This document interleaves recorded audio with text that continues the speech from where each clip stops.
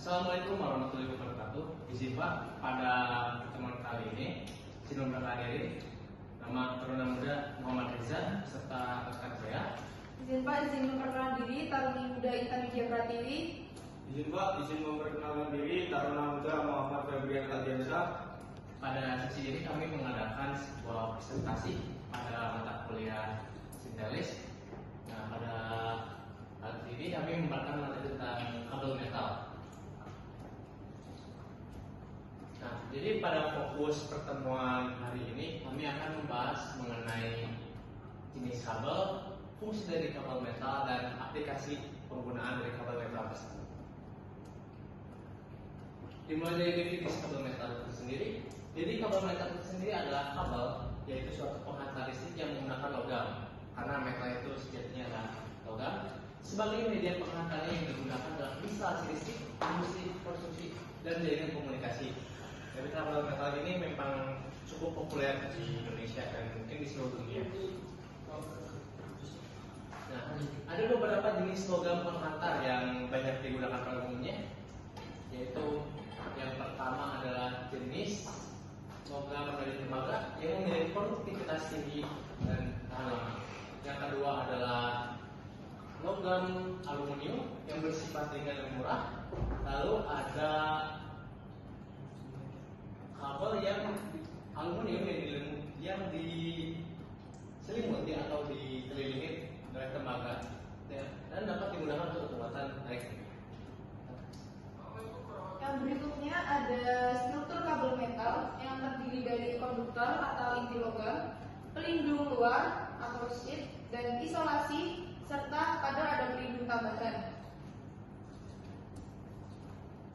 Berikut sudah masuk pada jenis kabel metal. Kabel metal yang pertama adalah kabel MYA yang terdiri dari tembaga berinti tunggal, isolasi PVC, dan yang berikutnya adalah kabel MYY yang digunakan untuk instalasi bawah tanah, dan ada kabel MYF yang terdiri dari lebih dari satu inti dan cocok untuk instalasi rumah. Yang berikutnya ada kabel MYF GBY yang merupakan kabel dengan pelindung logam dan tanah mekanis. Keunggulan dari kabel metal sendiri ada 4 keunggulannya. Yang pertama, konduktivitas tinggi. Kabel metal sendiri juga tahan panas, umur pakai panjang, serta stabil dalam berbagai kondisi. Ya, untuk kelemahan kabel metal sendiri yaitu cenderung berat, khususnya di tembaga.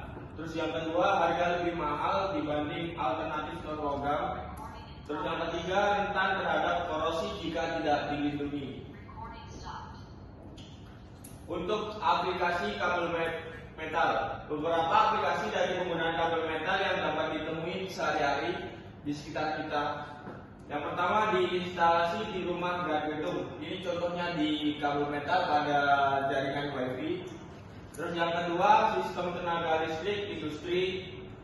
Yang ketiga, infrastruktur kelistrikan PLN. Ini banyak digunakan oleh PLN untuk sambungan kabel listrik.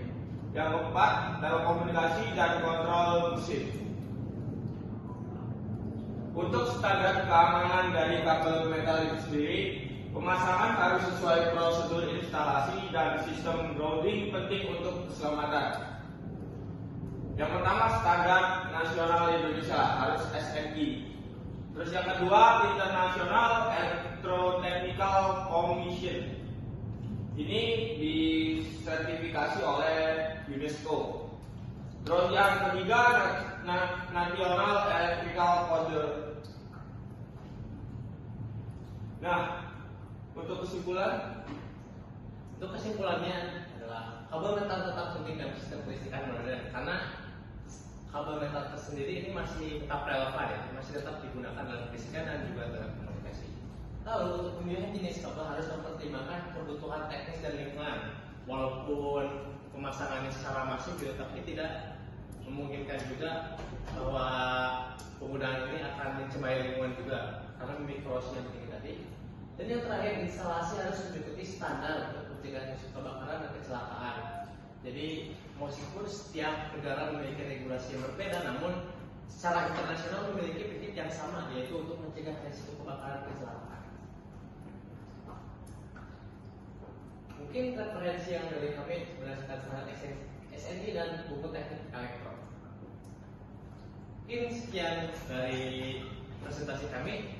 Terima kasih. Wassalamualaikum warahmatullahi wabarakatuh.